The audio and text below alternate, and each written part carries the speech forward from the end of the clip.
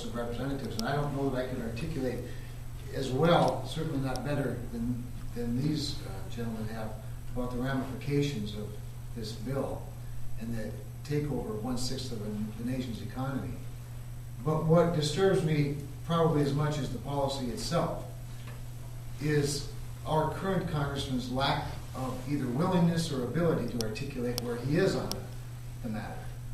The fact that he was, keep in mind, we can go back far enough, he actually voted against the House bill in committee, announced his opposition to it, then voted for it in final passage, supposedly to keep the process alive while it got improved in the Senate.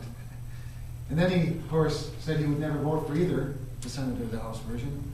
And then, as Dustin said today, he's undecided. And he's either got a confusion problem or the facts are changing. Well, the reality is the facts aren't changing. It's still the same bill.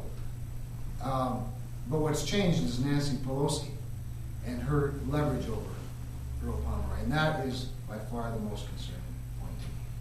Because Mark is exactly right. This is just the first step. Cap and trade is next. They've already taken over part of the financial services industry. They've already taken over the automobile industry, and they won't stop till they take it all. They may lose the House of Representatives in November, and they seem to be willing to do that. They may even lose the Senate, and they seem to be willing to do that to gain everything.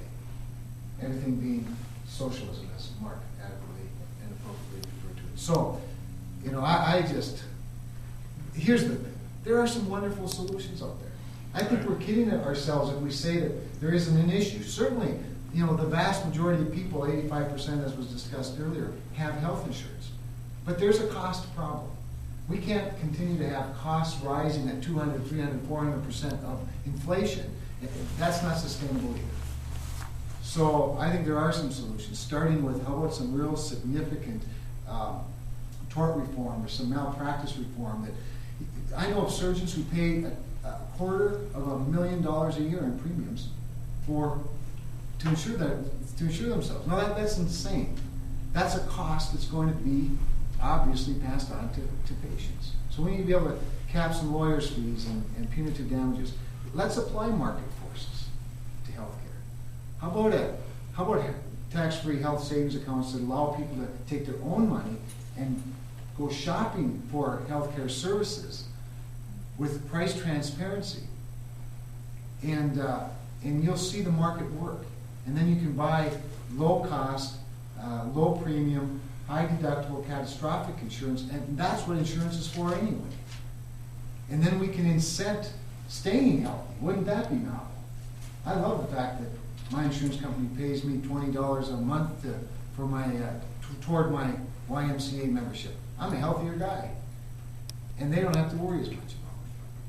So there are lots of solutions that are the right steps that aren't so massive, and they don't take control, but rather they give control to the taxpayer and to the patient.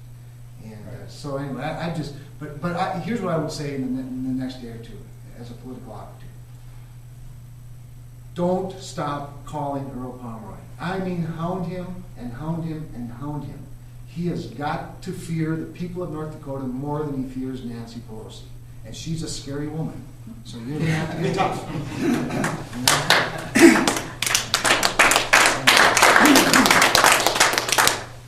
So I really wasn't necessarily planning on giving a speech, but I'm glad to be here and be happy to answer anybody's question. Men's going, I got way too much stuff here for a one-night newscast.